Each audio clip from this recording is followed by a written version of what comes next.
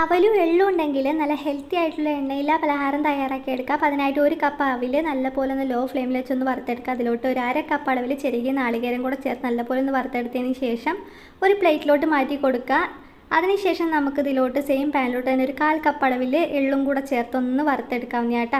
Law ഫ്ലെയിമിൽ വെച്ചിട്ടാണ് വറുത്തെടുക്കാനായിട്ട്. ഇനി നമുക്ക് മിക്സർ ജാറിലോട്ട് നമ്മൾ ഈ ഒരു അവിലും തേങ്ങയും കൂടെയുള്ള മിക്സ് ചേർത്ത് ജസ്റ്റ് ഒന്ന് പൾസ് ചെയ്തിട്ട് എടുക്കുക.